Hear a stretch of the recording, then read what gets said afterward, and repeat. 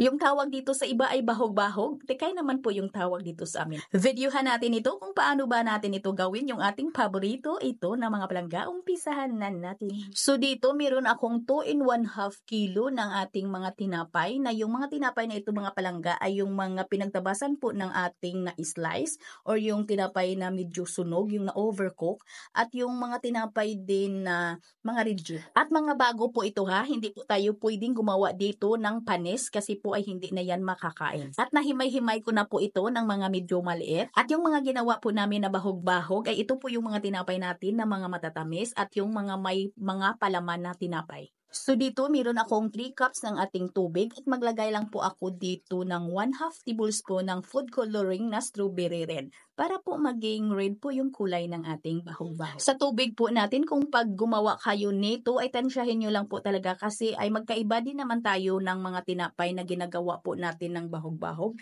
ay hindi naman tayo magkapareho ng mga klase na tinapay. Minsan kasi mayroong tinapay na nilagay po natin dito na yung medyo matabang na may palaman. Itansyahin nyo lang po talaga. Ang kailangan lang po talaga natin dito ay hindi masyadong basa, pangit din pag masyado ding dry. At magdagdag po ako dito ng 2 tablespoon ng vanilla para mabango po yung ating tikay o yung ating bahog-bahog. And then ibabad ko lang po ito ng mga 30 minutes. At habang ibinabad pa natin yung ating mga tinapay, ay prepare muna natin yung ating gagamitin na pan. Meron po ako ditong 11 by 15 by 1. Lagyan lang po talaga natin ng shortening para po hindi dumikit. Kapalan lang po natin yan para sigurado. At pagkatapos ay iset aside lang muna natin yon. Gagawa na tayo ng ating pabalat. So dito sa ating pabalat, meron tayong 2 cups ng first class flour or bread flour. Pwede din gumamit ng all-purpose flour. At maglagay tayo ng half teaspoon ng ating yes at half teaspoon ng iodized salt. At 2 tablespoon lang na asukal yung ilagay po natin, at para may kunting kulay or yung may kulay yung ating pabalat ay maglagay po tayo dito ng pens lang po o konti lang po talaga na food coloring na lemon yellow. At 1/2 cup na tubig at 2 tablespoon na margarine. And then haluin lang po natin yan. Tunawin muna natin yung ating asukal at yung ating asin bago po natin unti-unting basain dito yung ating harina. At kung masahin po ninyo ito mga palangga ng mano-mano, pagkatapos po natin dito na will combine po yung ating mga ingredients dito sa ating harina, masahin lang po natin ng mga 5 minutes.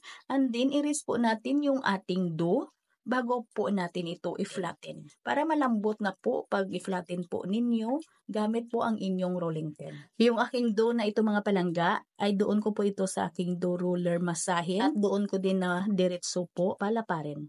Yung ating dough na ito, bago ko po ito palaparin sa ating dough roller, kasi madali lang naman yan basta dough roller, ay i-prepare ko muna yung ating tinapay. Pagkalipas ng 30 minutos, ito po na yung ating tinapay, medyo malambot na, ay idiin ko po lang ito para po medyo madurog na. Pero hindi masyadong durog na durog po ang kailangan namin dito ha. Depende na yan sa inyo. Minsan may mga bagbahog din na yung tinapay nila ay dinurog talaga nila ng pino. Yung sa amin ay ito lang po, hindi masyadong durog. Iba naman yung dinurog namin ng pinong-pino, pudding po yung tawag doon sa amin, yung pinong-pino po talaga. At isit aside lang muna natin ito mga palangga, ay mag-flatten na po ako ng ating dough or yung ating pabalat. Ayan, pag manumanuhin po ninyo ito sa pagpalapad, ay tansyahin nyo lang po kung ano kalapad yung inyong lianera na gagamitin dito. Tansyahin nyo lang sa pagpalapad yung inyong pabalat. Kung ano kalapad yung gagamitin po ninyo na lianera, ay ganun din kalapad yung inyong pabalat.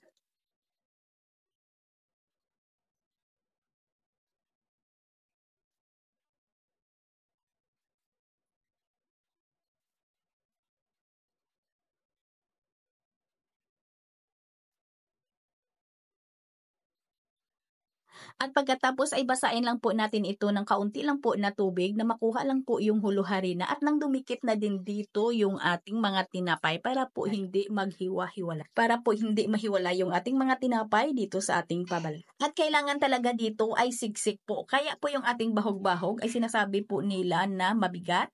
Dasok po yung tawag dito sa amin kasi po kailangan talaga natin dito ay siksik.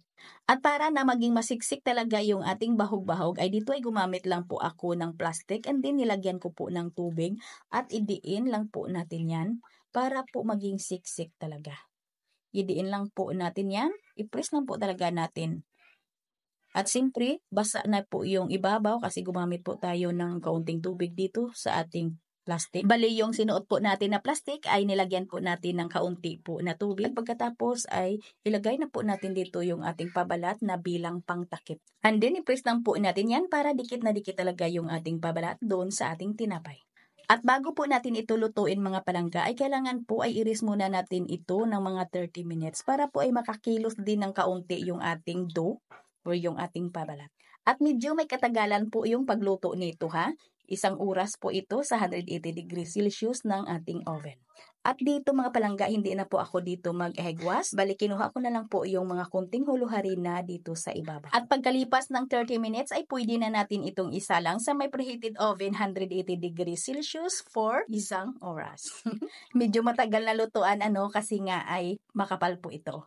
Ayan, kailangan ay malamig na po ito bago po natin ito hiwain. Ayan, nakakatakam naman talaga mga palangga. At paalala po, yung ating bahog-bahog na ito ay bago po ito na tinapay. Mga reject lang po ito, mga pinagtabasan lang po natin yan. Hindi po tayo pwedeng gumawa ng panis kasi sayang lang po yung effort natin. Hindi na yan makakain. Hindi na yan mabibili sa mga customer kasi yan ay matitikman din nila yan at maaamoy din yan nila na panis na or langis.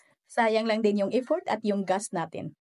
Kailangan po, pag may bahaw po tayo na tinapay, ay wag na po natin paabutin na ito'y mangamoy. Kailangan po ay i-recycle na po natin yan agad. Gawin po nating pudding or gawin po natin na bahog-bahog. Kailangan talaga na malaman po natin yung mga shelf-life po ng ating mga tinapay para po ma-recycle na po natin yan agad. Dito sa isang slice pa lang ay busog na busog ka na kasi ang siksik nga. Kaya paborito nga ng lahat ang bahog-bahog. Iba yung aming bahog-bahog. Ito po yung bahog-bahog namin or tikay.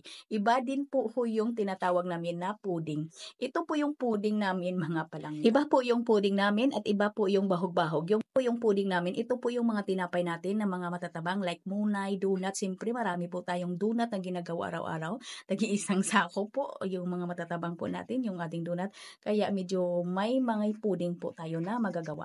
Pero hindi rin araw-araw ha. Sa awa naman ng Diyos, hindi rin araw-araw tayo makagawa ng pudding kasi sold out naman. At kung gusto nyo na malaman yung paggawa po natin dito ng ating pudding sa hindi pa nakakita ng ating video sa paggawa nito ng ating pudding, ay ilagay ko po yung video link dito sa ating comment section. Ayan, ihanda nyo na yung inyong kape. Sana ay nagustuhan po ninyo yung ating video for today. Magkita-kita po tayong muli. Ito pong inyong kainday tinapay.